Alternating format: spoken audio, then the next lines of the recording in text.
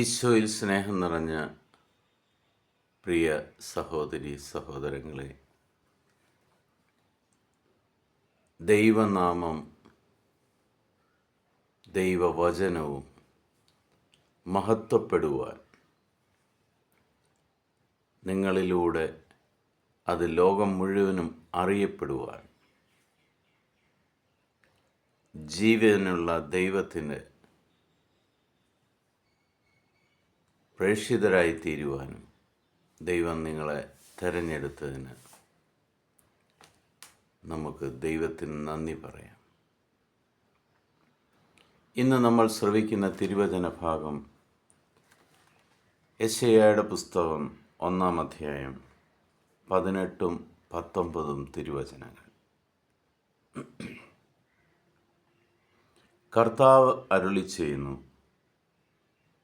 വരുവിൻ, നമുക്ക് രമ്യപ്പെടാം. നിങ്ങളുടെ പാപങ്ങൾ കടും ചുമപ്പാണെങ്കിലും അവ മഞ്ഞുപോലെ വെണ്മയുള്ളതായിത്തീരും. അവ രക്തവർണ്ണമെങ്കിലും കമ്പിളി പോലെ വെളുക്കും.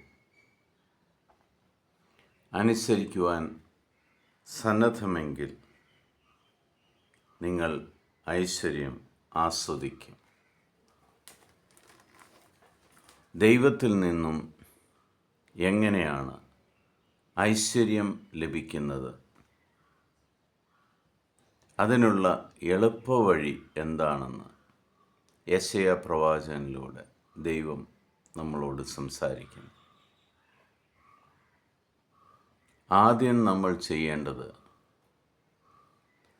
പാപത്തിൽ നിന്നും വിട്ടകന്ന് നമ്മളെ തന്നെ കഴുകി വിശുദ്ധീകരിച്ച് ദൈവവുമായി രമ്യപ്പെടുക.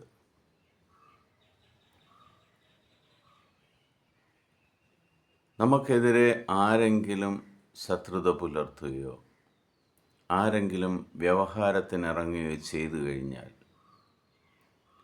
നമ്മൾ അവരുമായിട്ട് കോംപ്രമൈസ് ചെയ്യുകയോ രമ്യപ്പെടുകയോ ചെയ്താൽ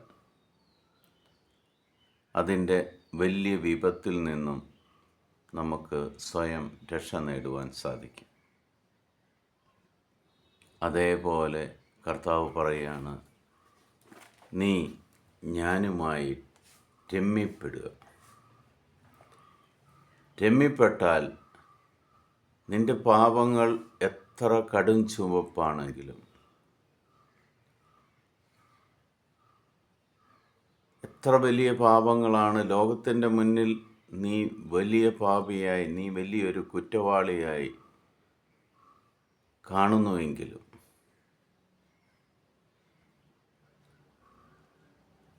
ആ പാപാവസ്ഥകളെല്ലാം വെൺമഞ്ഞ് പോലെ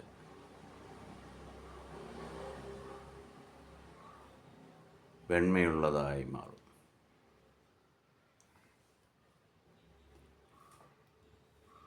ഞാനതൊന്നും കണക്കിലെടുക്കില്ല.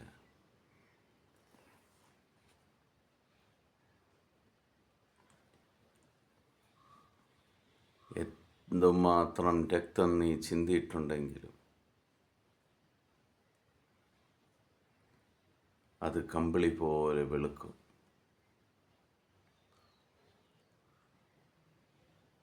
ദൈവത്തോട് രമ്യപ്പെട്ട് കഴിഞ്ഞാൽ ആ ദൈവം നമ്മളെ ഐശ്വര്യവാനാക്കി മാറ്റും. നമ്മുടെ പാപങ്ങൾ ദൈവത്തോട് ഏറ്റുപറഞ്ഞ് രമ്യപ്പെടുമ്പോൾ ആ ദൈവം നമ്മൾക്ക് നൽകുന്ന ഏറ്റവും വലിയ അനുഗ്രഹമായിരിക്കും നിൻ്റെ കുടുംബത്തിൽ ഐശ്വര്യമുണ്ടാകുക എന്നുള്ളത്. പ്രിയ സഹോദരി സഹോദരങ്ങളെ, ഈ നോമ്പുകാലത്ത് ഉപവാസത്തിലും പ്രായശ്ചിത്തത്തിലും എല്ലാം നമ്മൾ കഴിയുന്ന ഈ സമയം നമുക്ക് ദൈവസന്നിധിയിലേക്ക് കടന്നു ചെന്ന് നമ്മുടെ പാപങ്ങൾ കർത്താവിൻ്റെ മുന്നിൽ സമർപ്പിച്ച് നമ്മളെ തന്നെ കഴുകി വിശുദ്ധീകരിക്കാം. ആ കർത്താവുമായിട്ട് നമുക്കൊന്ന് രമ്യപ്പെടാം. ആ ദൈവം നിന്നെ മാറോട് ചേർത്ത് പിടിച്ച് നിന്നെ അനുഗ്രഹിക്കും, നിന്നെ ആശ്വസിപ്പിക്കും. ലോകം നിന്നെ എത്ര കുറ്റപ്പെടുത്തിയാലും കുറ്റപ്പെടുത്താത്ത, സ്നേഹിക്കാൻ മാത്രം അറിയുന്ന കർത്താവ് നിനക്ക് വേണ്ടി കാത്തിരിക്കുന്നു. ഇന്ന് തന്നെ ആ ദൈവത്തിൻ്റെ അടുക്കിലേക്ക് നമുക്ക് കടന്നില്ല. പിതാവായ ദൈവത്തിൻ്റെയും പുത്രനായ യേശു ക്രിസ്തുവിൻ്റെയും പരിശുദ്ധാത്മാവിൻ്റെയും കൃപയും അനുഗ്രഹവും സമാധാനവും എപ്പോഴും നിങ്ങളുടെ കൂടെ ഉണ്ടായിരിക്കട്ടെ. ദൈവസന്നിധിയിലേക്ക് തിരിച്ചു ചെല്ലുവാൻ, പാപങ്ങൾ കർത്താവിൻ്റെ മുന്നിൽ ഇറക്കി വയ്ക്കുവാൻ ദൈവം നിങ്ങളെല്ലാവരെയും സഹായിക്കട്ടെ എന്ന് പ്രാർത്ഥിക്കുന്നു. ഈശോ മിശിഹായ്ക്ക് സ്തുതിയായിരിക്കട്ടെ.